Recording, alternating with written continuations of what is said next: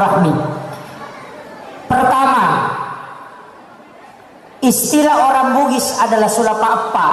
Ini penting sekali. Kita kalau mau jalan, mau merantau, istilah sulapa appa ini harus dipakai. Ada falsafanya. Abu Bakar tetun rioloku, Ali ri atauku, Usmar ri abioku, Umar ri monriku, nasalipuri nur Muhammad, barakado ala ilaha illallah kumpayakum. Pak, ini Umar itu berani, orang Bugis itu pantang lari. Makanya dia merantau dengan 4 ujung. Yang pertama ujung lidah, yang kedua ujung pena, yang ketiga ujung badik, yang keempat ujung kelamin. Ini yang banyak orang tidak tahu, Pak. Memang orang Bugis itu hebat. Dia tidak naik haji kalau istrinya tidak haji.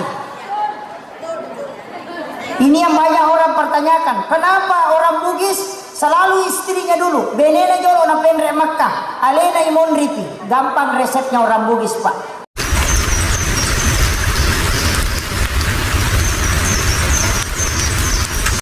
Bismillahirrahmanirrahim. Assalamualaikum warahmatullahi wabarakatuh.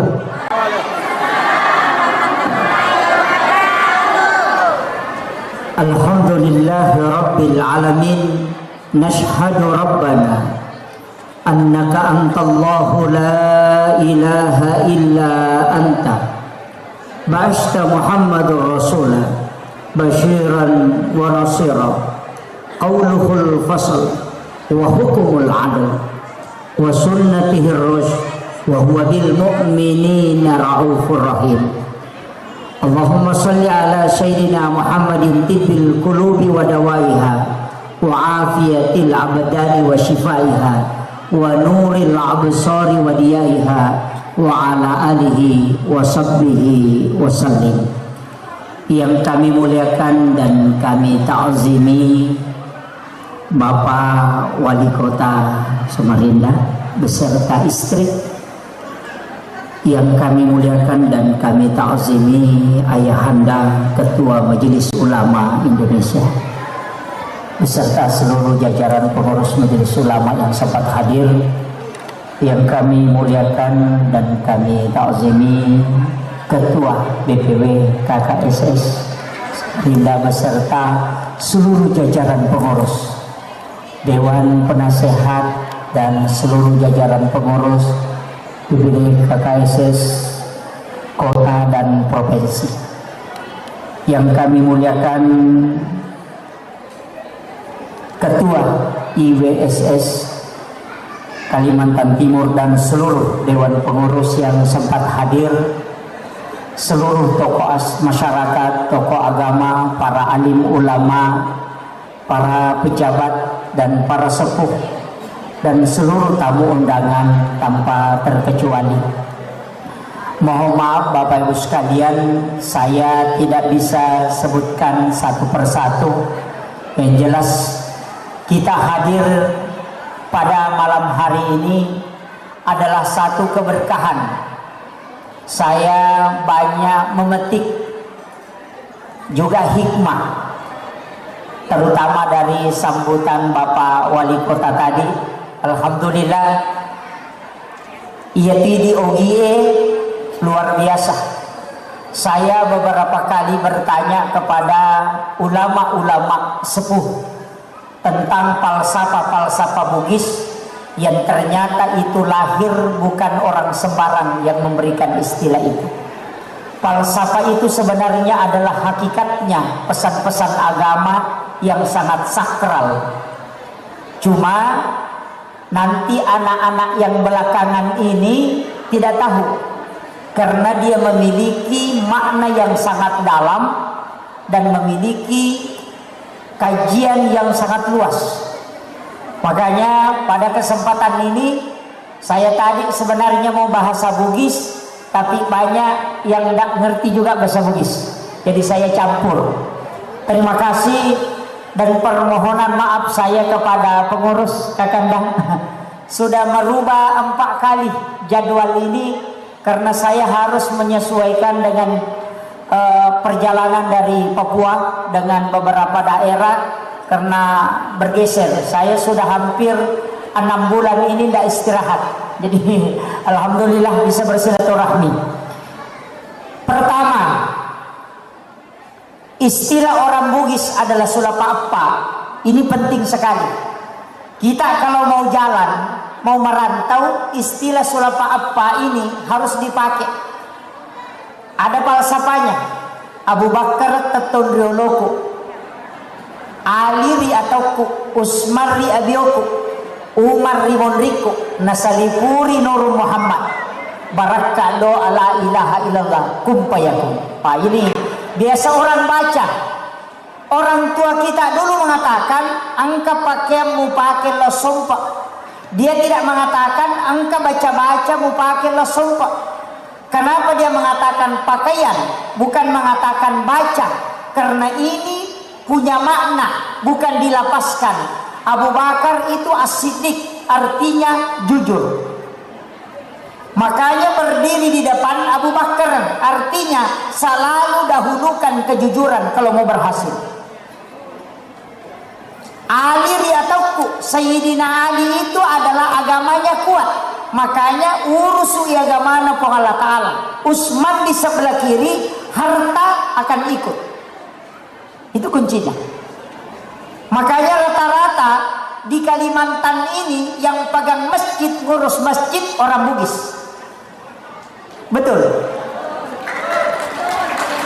Kenapa? Karena memang dia tidak boleh lepas dari agama. Karena rezeki akan berkah ketika dia mengurus agama. Allah yang bilang, urus agamaku, duniamu saya yang akan urus. Itu kuncinya. Kemudian Umar Rimonriku, Umar itu berani. Orang Bugis itu pantang lari. Makanya dia merantau dengan 4 ujung. Yang pertama ujung lidah, yang kedua ujung pena, yang ketiga ujung badik, yang keempat ujung kelamin. Ini yang banyak orang tidak tahu, Pak. Ujung lidah adalah hebat bicara, orator, politikus masuk di dalamnya. Ujung pena adalah orang yang hebat menulis, itu agamawan, ulama, kiai. Ujung badik itu orang berani. Makanya orang Bugis pasti berani. Kalau tidak bisa kau gunakan ujung lidah karena tidak bisa bicara, kau pakai ujung pena.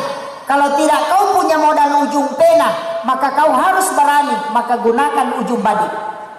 Tapi kalau masih tidak bisa, tiga-tiganya kau tidak miliki, maka harus kau miliki yang keempat, ujung kelamin.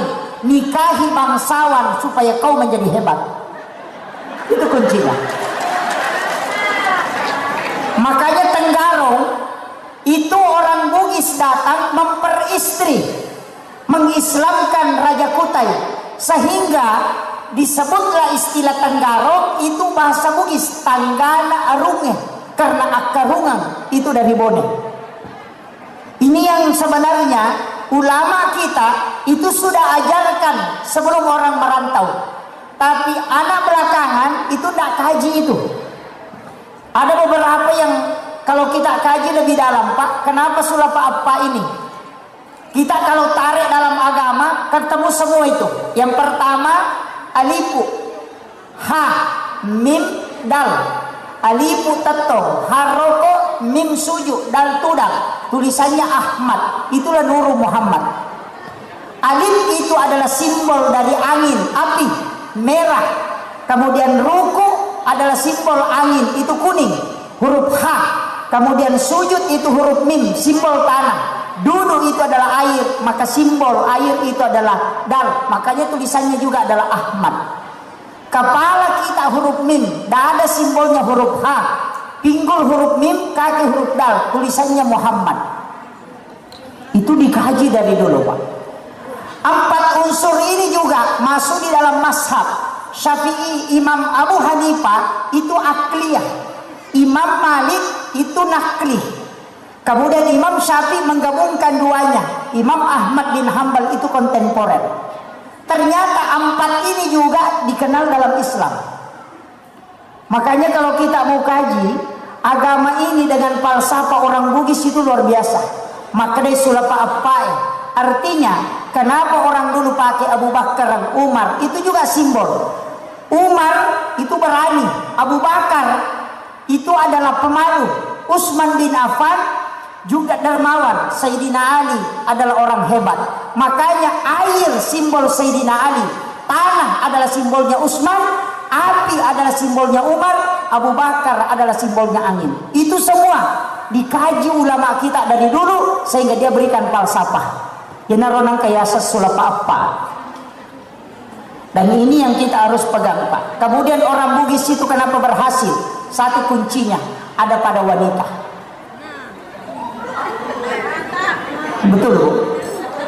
Saya ingin sampaikan satu rahasia yang kadang orang tidak mau buka. Soeharto orang hebat, tapi ketika Ibu Tin wafat tidak bisa bangkit. Habibie orang hebat, tapi ketika Ibu Ainun wafat tidak bisa bangkit. Susilo Bambang Yudhoyono, siapa yang tidak kenal, 2 kali jadi presiden, tapi ketika Ibu Ani wafat sampai hari ini tidak bisa bangkit. Kenapa? Wanita yang ada di samping itu kunci kesuksesan.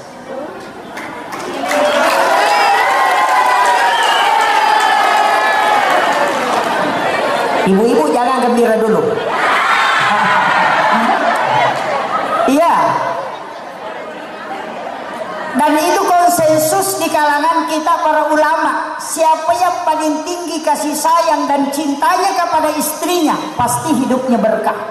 Tapi sehebat apapun orang, ketika dia mencoba menyeleweng dengan istrinya, maka lihat, seorang kiai di pondok pesantren hafal Quran 30 juz, ribuan hadis dia hafal, setiap waktu sholat berjamaah dijatuhkan sehina-hinanya karena persoalan selingkuh. Apalagi yang tidak hafal ayat.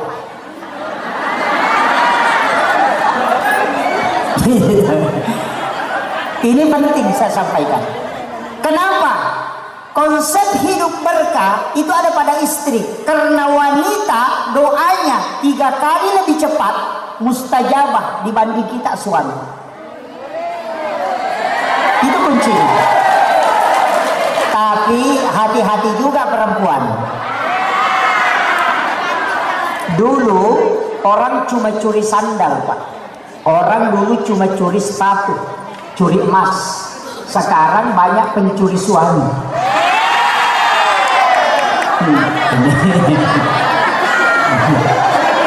Makanya saya ingin kasih tahu, ada satu doa yang diajarkan Rasulullah jauh sebelum keadaan seperti sekarang ini. Banyak perceraian. Di depan kita ada Bapak Kepala Kantor Kementerian Agama. Alhamdulillah. Kenapa banyak masalah terjadi sekarang? Itu karena orang tidak melihat awal masalahnya adalah banyaknya perempuan, laki-laki jumlahnya semakin kurang. Ya, ada mengatakan 1:7, wallahu alam. Apakah data itu benar? Jadi kau kecil di arwani purma ini angka 6 akun rei di gatawana. Oh, ini yang parah. Ya. Makanya yang 6 ini bahaya, tapi tidak bahaya sebenarnya, tidak terlalu bahaya. Yang bahaya itu janda. Itu yang bahaya. Apalagi yang selalu pakai TikTok. Oh, itu bahaya, Pak.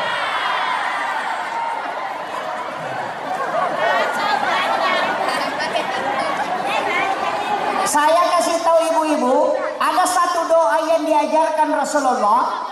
Ketika kita mau tidur atau pada saat selesai sholat maghrib, baca doa. Bismillahi ala nafsi wa mali wa ahli. 7 kali.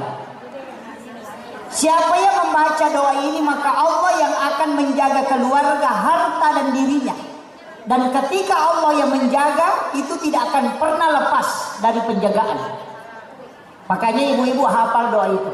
Bismillahi ala nafsi wa mali wa ahli. Kalau tidak mempan, pakai rumusnya Aisyah.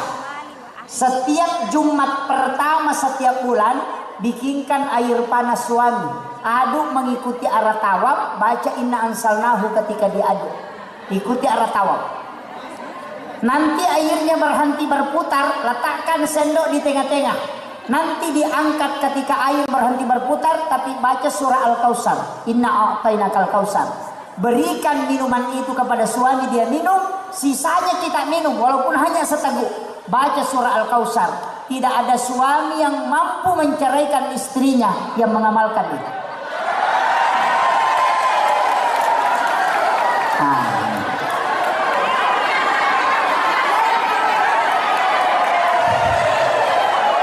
Saya ulang. Subuh Jumat pertama setiap bulan, tapi bulannya bulan Hijriah. Nah, ini kan sudah Syawal, nanti Zulhijjah. Di Zulhijjah Jumat pertama bikinkan air panas suami, aduk mengikuti arah tawaf, baca inna ansalnahu. Baru setelah selesai airnya berputar, baru diangkat itu pengaduknya dengan membaca surah Al-Kautsar.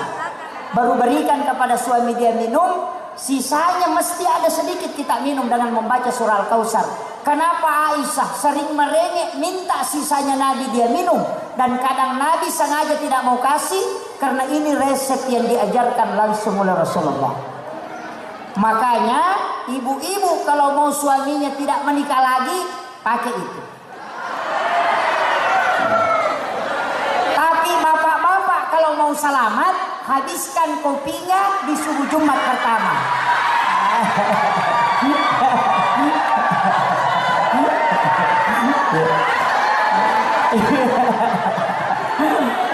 Ya harus dua-dua dong diajari.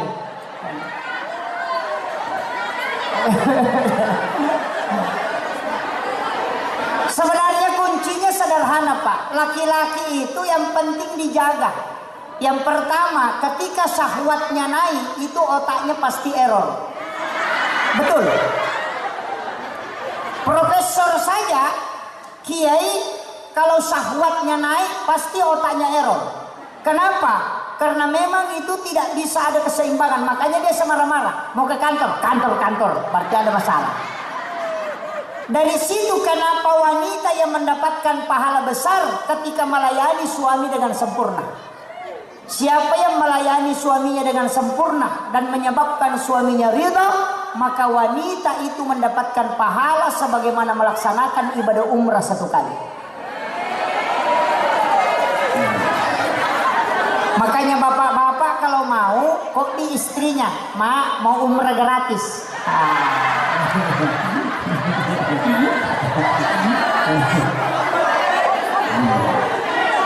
Ini penting Pak. Kenapa? Karena sumber masalah sebenarnya di situ.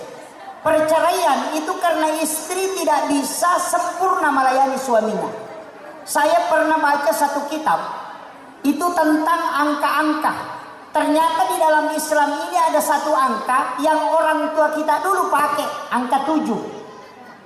Dulu orang tua kalau ada uangnya, ada nomornya 77, pasti dia simpan uangnya. Nasang indok duit. Narako otai na panataro ko tasana. Nasa salamang kamu piyadiku dia na kanasalay ka di manasani. Benar itu. Tapi ketika kita kaji dalam pendekatan ilmu hikmah, ternyata betul Pak. 7 bulan kandungan seorang bayi itu syukuran. 7 hari kelahiran suruh akikah. Kalau tidak sempat di 7 hari tambah 7 hari, berarti 14 hari.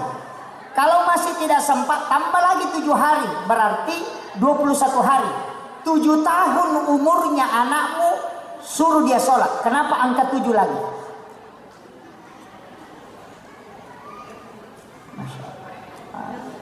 Ini orang tua saya yang bawakan ini. Masya Allah. Saya dibawakan air minum sama artis ini. Kenapa angka 7?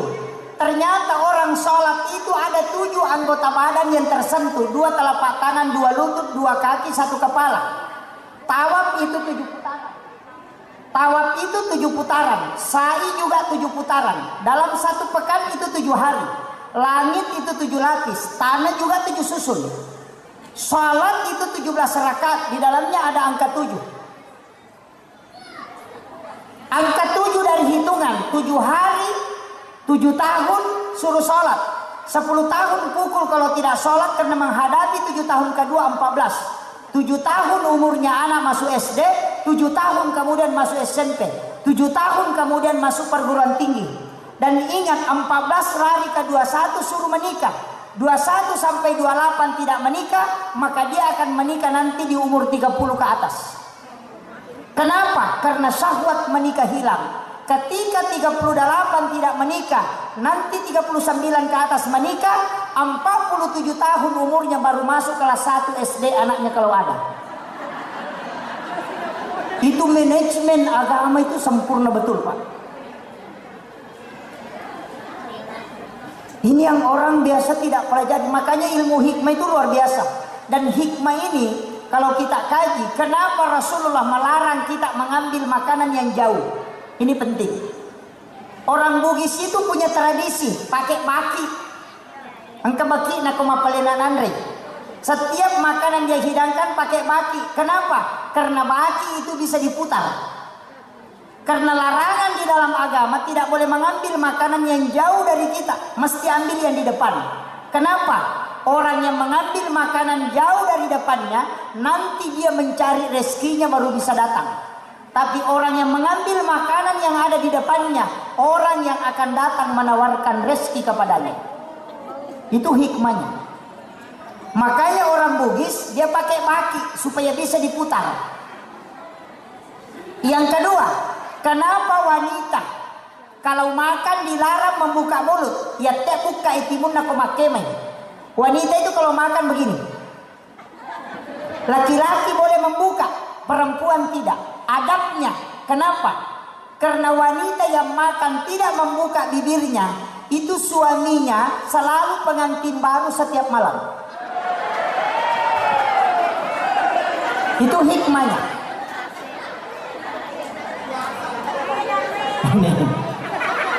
Kalau tidak mengerti berarti belum balik.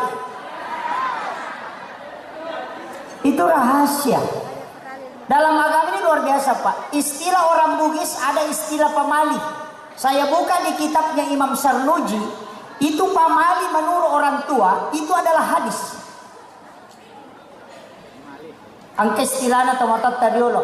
Pemali sanre oko daun pintu. Kenapa? Di belakang daun pintu dan di dalam WC itu ada penyakit yang disebut dengan rihil ahmar. Jika ada orang sandar di daun pintu, itu susah disembuhkan kalau sakit. Yang kedua, orang itu akan tertolak rezekinya selama 40 hari. Dilarang menyapu di rumah di malam hari. Pemali maserite kebolana kawani. Kalau mau menyapu, sapu ke dalam, jangan keluar. Karena malaikat rahmat akan keluar. Itu diajarkan orang tua dulu. Makanya di bulan Syawal ini juga saya ingin kasih tahu satu amalan yang saya dapatkan di kitab Al-Gunyah karangannya Syekh Abdul Qadir Al-Jilani, Sultanul Aulia. Ketika dia menyampaikan salah satu hadis Nabi di dalam kitabnya itu di jilid 2, bahwasanya ada satu sholat sunat di bulan Syawal yang disebut dengan sholat sunnah utaqah. Saya ingin sampaikan, kerjakan sholat ini. Saya wasiatkan sholat sunnah di bulan Syawal. Di bulan Syawal itu ada 2 amalan. Yang pertama adalah puasa sunnah Syawal yang 6 hari itu. Rasulullah mengatakan siapa yang berpuasa di bulan Ramadan kemudian ditambah 6 hari di bulan Syawal, sama kalau dia berpuasa 1 tahun penuh. Ada orang yang salah paham, Pak.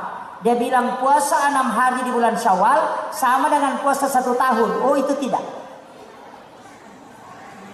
Jadi yang puasa 6 hari di bulan Syawal itu tidak sama puasa 1 tahun. Yang puasa di bulan Ramadan penuh baru ditambah 6 hari. Itu yang sama. Kenapa? Karena setiap satu ibadah yang kita lakukan itu dikalikan 10. Man jaa bil hasanati falahu asyru amsalihha. Makanya 30 hari di bulan Ramadan dikali 10 menjadi 300. 6 hari di bulan Syawal dikali 10 berarti 60. 360 adalah jumlah hari dalam 1 tahun. Itulah kenapa dikatakan sama kalau berpuasa 1 tahun penuh. Yang kedua, salat sunat utakah. Salat sunat ini dikerjakan di bulan Syawal. Nabi bersumpah sampai 5 kali. Saya tidak temukan hadis Rasulullah bersumpah sampai 5 kali kecuali di salat sunat utakah. Itu dikerjakan 8 rakaat. Bisa dikerjakan di waktu duha, bisa dikerjakan di waktu tahajud. Bisa juga diambil antara maghrib dengan isya, salat sunat awabin. Jadi diniatkan. Kalau di waktu duha, niatkan sholat sunnah utaka sekaligus sholat sunnah duha. Jadi 1 kali dikerjakan dapat 2 pahala. Cuma tidak boleh diganti surahnya. Surah yang dibaca itu adalah surah Al-Ikhlas 15 kali setiap 1 rakaat. Boleh dikerjakan sekali saja dalam 1 bulan. Boleh juga setiap minggu, boleh juga setiap hari. Tergantung kemampuan. Tapi apa padilanya? Rasulullah mengatakan, siapa yang punya utang dan ingin melunasi utangnya, pasti Allah mencukupkan rezeki. Itu Nabi bersumpah dengan nama Allah yang jiwaku berada di tangannya, kata Nabi. Yang kedua, siapa yang punya penyakit, dan dia tidak tahu penyakitnya apa, sudah dia periksa kemana-mana dan tidak ada orang yang bisa sembuhkan, maka suruh kerjakan sholat sunnah utaka ini, maka akan ada orang yang datang, baik itu melalui mimpi maupun langsung. Ini sholat sunnah utaka, Pak. Ada kisahnya Imam Al-Qudama, penulis kitab Fikih Al-Mughni. Imam Al-Qudama itu adalah salah seorang ulama. Dikisahkan itu dia pernah mengobati anak muda yang ada di Mesir, yang matanya kena kanker. Kalau kita itu sampai biji matanya keluar, masuk batu matanya, tidak ada dokter yang bisa mengobati. Tapi anak muda ini melaksanakan sholat sunnah utaka dan dia tertidur di atas sajadahnya. Tapi pada saat dia tertidur, dia bermimpi didatangi Imam Qudamah, kemudian diludahi matanya. Setelah ditanya siapa yang mengobati matamu, dia mengatakan Imam Qudamah. Tidak ada orang yang percaya karena jaraknya lebih 100 km. Tapi ketika ditanya Imam Qudamah, apa jawabannya? Kalau dia mengatakan saya yang mengobati, itu betul. Karena saya sesudah sholat subuh mengaji kemudian tertidur, Rasulullah datang kepadaku memberitahu bahwa ada anak muda kau ludahi matanya, dan saya ludahi hanya dalam mimpi. Dan ternyata anak muda ini juga diobati dalam mimpi. Inilah fadilah dari sholat sunnah utaka yang dikerjakan. Itu mudah aja, Pak. Sebenarnya surahnya tidak boleh diganti, harus dibaca 15 kali setiap 1 rakaat. Jadi 2 rakaat 1 salam. Niatnya usolli sholati sunnatul utaka rakaatain. Jadi kalau kita pakai bahasa Bugis ya lebih gampang. Wakatai masa peja sunnah utaka 2 rakaat karena pengalah ta'ala.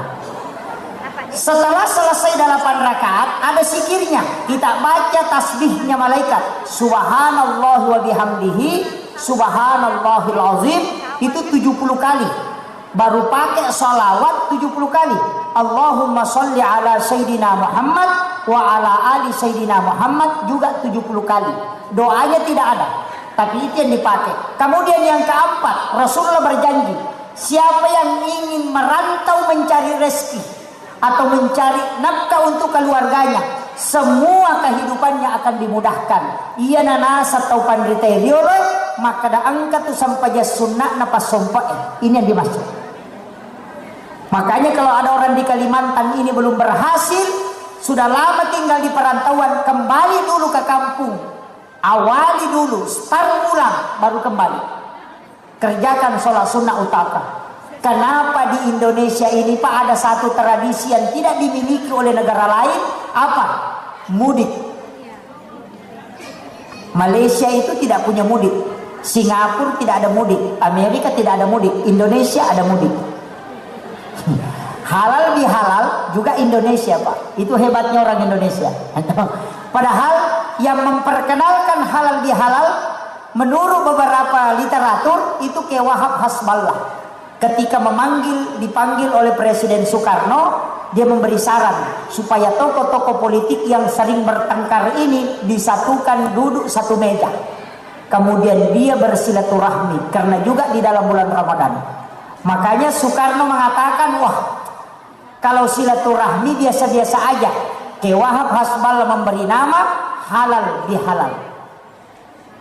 Itu pendiri Nahdlatul Ulama. Makanya halal bihalal inilah untuk mempersatukan tokoh-tokoh politik yang ada di Indonesia supaya tidak terjadi gesekan.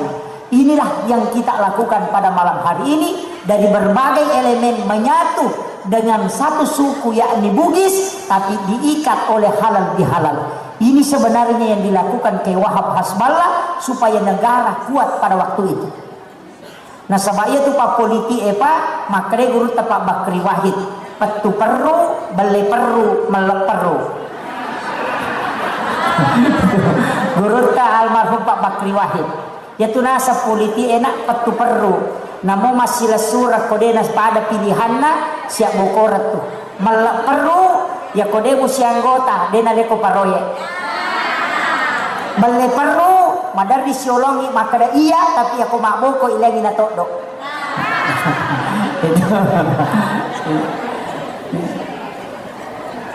Tapi di politik Pak ada yang selalu sukses. Siapa? Tim sukses. Itu yang tidak pernah kalah Pak, selalu sukses. Makanya dikatakan tim sukses. Orang yang dia dukung kalah tetap sukses, menang sukses juga. Dan inilah yang tim sukses yang biasa mengadu orang. Makanya jangan sampai terputus silaturahim karena hanya politik. Jangan. Politik adalah wadah kita untuk bagaimana memperjuangkan baik aspirasi masyarakat, tapi jangan sampai menggadaikan silaturahmi, menggadaikan persaudaraan, menggadaikan kesukuan kita hanya karena kepentingan ini. Jangan. Itu saya wasiatkan. Hidup ini penting berjuang Pak, tapi jangan sampai ada yang dijual gara-gara itu. Makanya jalada asyik dia ngena ogie di kampung Kalimantan ini luar biasa Pak. Saya keliling Kalimantan sudah berapa hari. Kemarin dari Tarakan baru lanjut ke Bulungan, dari Bulungan ke Barau, dari Barau baru ke sini. Alhamdulillah. Di mana-mana saya ketemu dengan orang Bugis. Saya sangat bersyukur banyak bersilaturahmi dengan orang Bugis dan orang-orang hebat. Saya ini terus terang Bapak Ibu sekalian, tadi Bapak mengatakan bahwa jadwal saya itu padat sekali. Sebenarnya saya itu tidak punya tim. Bapak Ibu yang nonton di TikTok dengan Facebook dengan YouTube itu bukan akun saya. Yang memasukkan itu hanya jamaah aja. Kalau secara begini ada yang rekam itu yang upload. Saya tidak punya tim media. Yang menghandle saya punya acara juga tidak ada. Saya yang terima langsung. Kenapa saya tidak punya tim? Ada wasiatnya guru ta almarhum al-Mughafurullah Ki Haji Abdul Muhyin Yusuf kali Sidendre. Pesan beliau begini.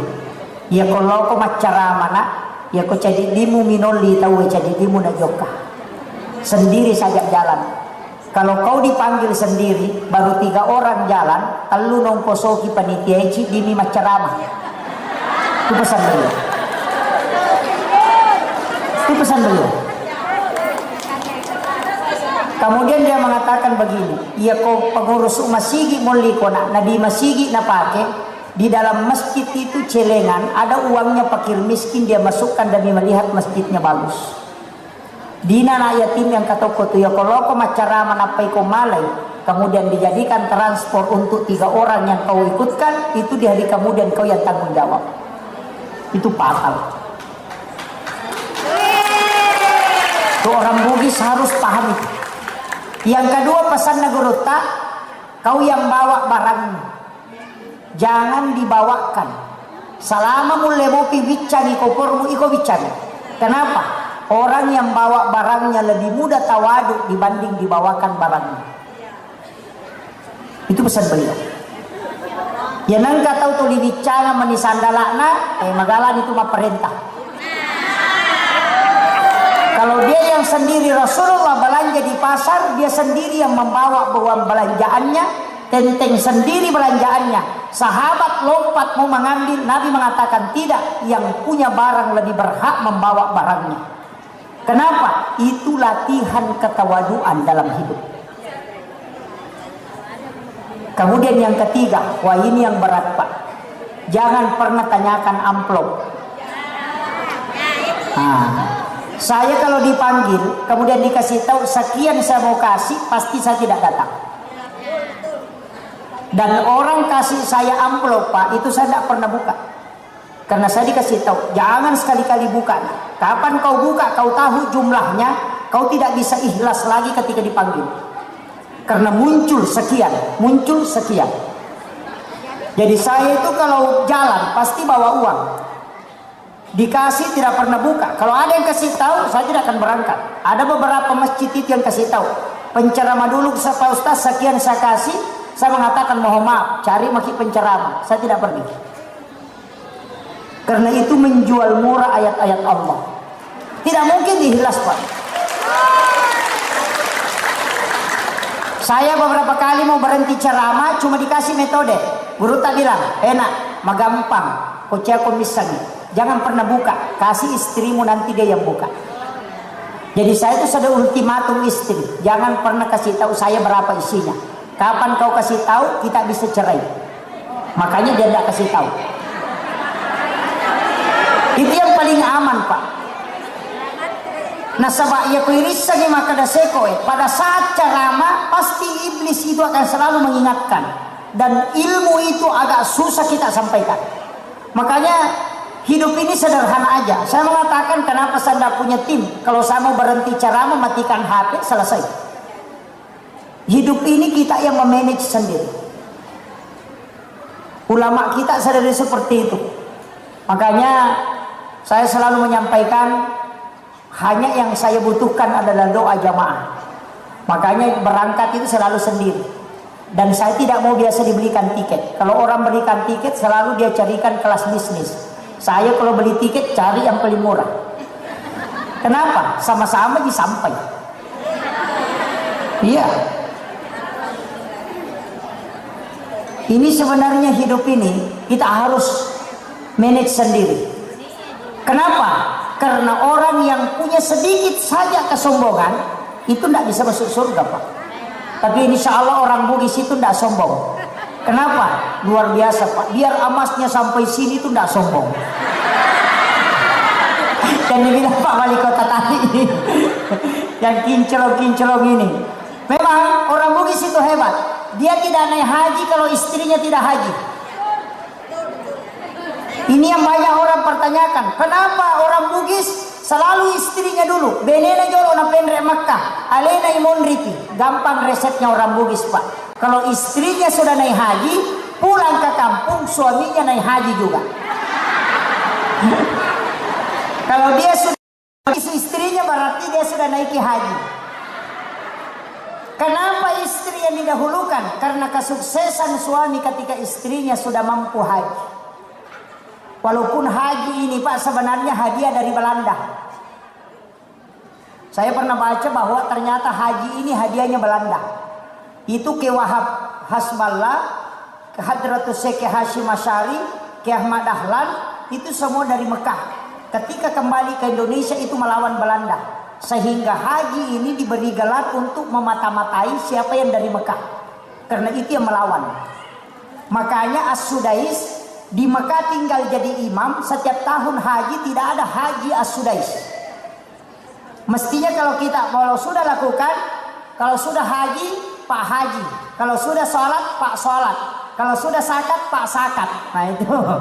Tapi kenapa ada haji? Itu untuk memata-matai, supaya ini yang tidak memberontak ke Belanda. Dan ternyata haji ini bagus Pak. Makanya saya tidak pernah pakai songkok haji, karena memang bukan haji. Saya jaga perasaannya haji yang ratusan juta uangnya dia habiskan untuk melaksanakan haji, memasang songkok putih di kepalanya. Alangkah sedihnya kalau yang kita tidak menghabiskan uang, hanya beli songkok haji 5.000 baru pasang di kepala. Itu baru dipanggil Pak Haji. Wah itu fatal itu. Ibu-ibu biasanya di kampung kalau tidak ada haji namanya, kalau di undangan tidak mau datang. Di sana bukan di sini. Tapi aja tuh tersinggung. Magai, haji itu penghargaan. Jangan dihilangkan. Itu sebagai kebanggaan bahwa dia sudah menyempurnakan. Tapi saya ingin kasih ilmu begini. Tadi sholat sunnah utaka masih ada satu kegunaannya.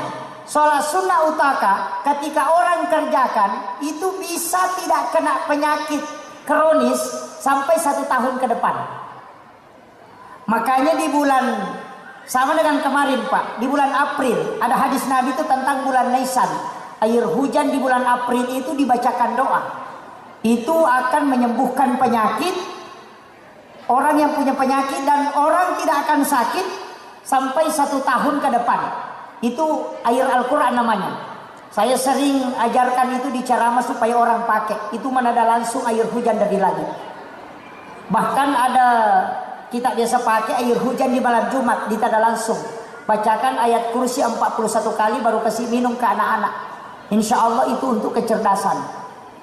Kalau tidak bisa pakai garam. Garam itu juga paling bagus. Kalau mau makan garam sedikit, sudah makan garam sedikit. Mau tidur makan garam, bangun dari tidur minum, kemudian makan garam sedikit. Orang yang makan garam, ada di kitab Hiya Limiddin. Orang yang makan garam sebelum makan itu tidak akan kena lemah syahwat. Yang pertama. Yang kedua, orang tidak akan keracunan makanan. Yang ketiga, dia akan cerdas. Karena garam itu sedekahnya Nabi Ibrahim. Karena Nabi Ibrahim meminta, "Aganilau, berikan saya kesempatan memberi makan kepada seluruh hambamu. Mulai yang ada saat ini sampai kiamat." Allah izinkan menyuruh malaikat masuk ke dalam surga mengambil segenggam kapur. Baru diserahkan ke Nabi Ibrahim dan ditaburkan ke laut. Itulah yang menjadi garam. Makanya sedekahnya Nabi Ibrahim adalah garam. Tidak ada orang yang tidak makan garam. Makanya Nabi Ibrahim itu dikenal dengan Khalilullah karena selalu sedekah. Tapi saya kasih tahu rahasianya Ibrahim. Kenapa? Dia tidak makan kecuali dia memanggil anak yatim atau fakir miskin. Datang ke rumahnya, dia suapi, baru dia makan. Apa berkana? Agak berakana Pak. Denan rena Nabi Ibrahim. Narekodena pura napanre tau kasih.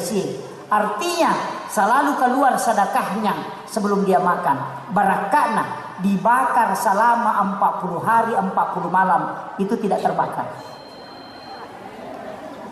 Makanya kalau ada pasar mau bebas dari kebakaran, suruh perbaiki zakatnya. Kalau ada rumah tidak mau terbakar, suruh perbaiki zakatnya. Kalau ada harta tidak mau terbakar, suruh perbaiki zakatnya. Ia namakan jamo sakana denan api. Kenapa? Sifatnya mi api matunuh. Tapi nak kerokona lega ipong Allah Ta'ala, dia tidak akan membakar. Makanya diberitahu kepada api dingin, magai watakalena Nabi Ibrahim, makanan yang masuk itu semua disedekahkan baru dia makan, sehingga api pun tidak akan membakarnya. Maka harta yang kita miliki, emas, harta di dunia ini, sakati supaya dia tidak akan terbakar baik di dunia maupun di akhirat. Tapi kapan dia susah kena, pasti akan dibakar.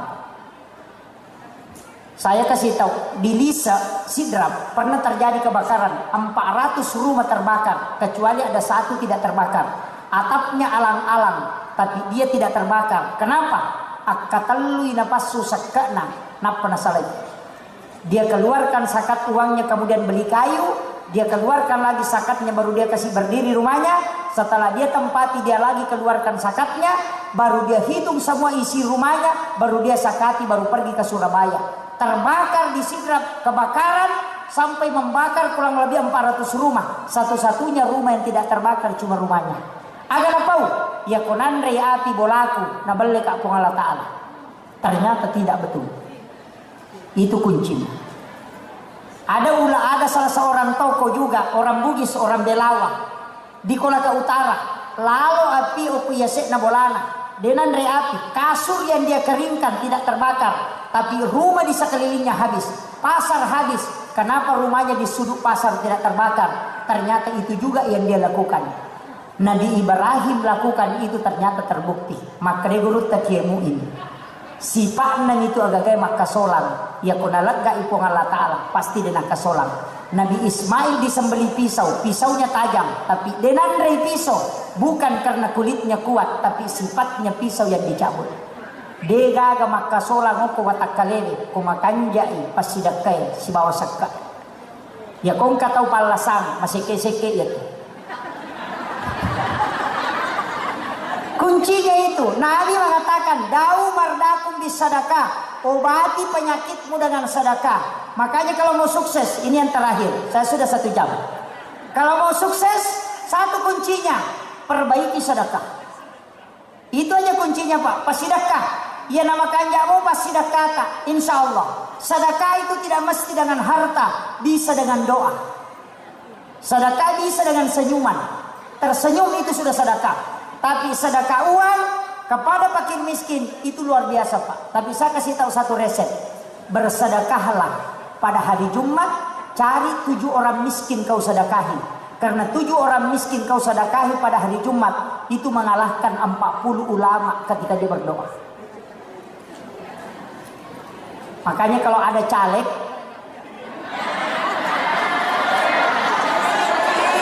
suruh sedekah. Ada mengatakan, oh sogo Pak Ustaz, oh tidak. Kita kalau ngaji Pak, tidak semua pemberian itu sogo. Kalau ada caleg, bikin bungkusan, kemudian itu sembako isinya.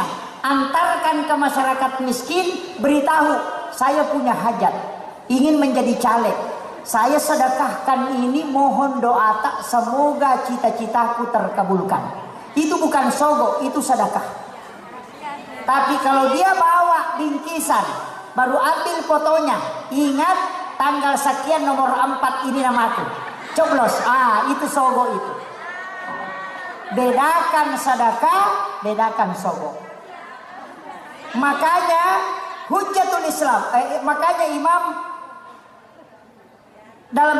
dalam kitab Arba'in Imam Nawawi Ad-Dimashqi, hadis pertama dari 40 hadis adalah niat. Kenapa? Karena niat kuncinya. Ini yang penutupnya. Dari sinilah ada falsafah. Letuk memang konapa joka. Aja mulau kode murewa. Yang kedua, istilahnya orang tua kita dulu mengatakan, ya dunia enak, okitu monro hakikin nasini na jama-jamang. Maka saya kasih tahu, ini resep. Tapaki pesan atau pandrite sampai jat tepat tuh jenetan luka supaya berhasil. Maksudnya, ya sange sampai jat tepat tuh. Ya ko suju pacapuran na sampajan loroy tania kang aleta untuk masampajan asar. Ketika kita meninggal antara duhur dengan asar, berarti kita meninggal dalam keadaan menuju sholat. Itulah makna hadis Nabi, umatku adalah umat yang paling beruntung karena dia berjalan menuju kebaikan, meninggalkan satu kebaikan. Yaitu ampai Pak, rogi ki ko sampajan ni bawa melo tareke ngapalatak dena siaga. Makanya meki matindro tania kami moto masa pajak tahajud. Berapa lama kita tidur? Sekian lama dihitung ibadah di hadapan Allah. Ya kau pura kita masa pajak tahajud, meki istirahat. Maka tidur, niatkan bahwa saya istirahatkan tubuhku untuk bangun sholat subuh. Berapa lama kita tidur, itu juga dihitung sholat di hadapan Allah. Ya naromanana an-naumul alim khairum min sholatil jahil. Tinrona tau pandrite, yasi inenya sampajan atau bodoh.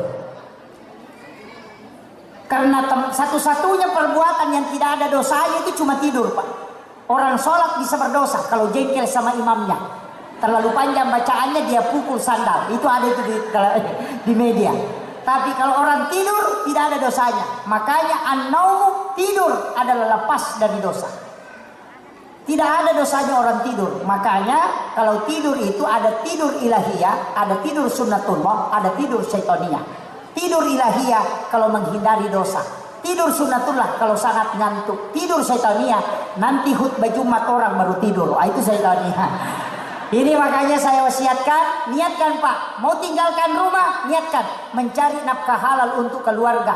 Berapa jam kita di pasar, itu dihitung jihad fisabilillah. Inilah orang yang pahalanya tidak pernah berhenti mengalir. Kalau hanya keluar rumah mencari rezeki untuk bayar arisan, maka sampai mati hanya urus arisan. Tapi kalau tinggalkan rumah untuk untuk keluarga, mencari nafkah halal, maka dia adalah jihad. Berapa lama dia berjihad, itu selalu dapat berkah dalam hidupnya. Maka hidup jihad hanya ada pada niatnya, bukan melihat pada perbuatannya saja. Ini penting saya wasiatkan. Akhirul kalam, wallahul muwaffiq ila aqwamit thoriq. Assalamualaikum warahmatullahi wabarakatuh.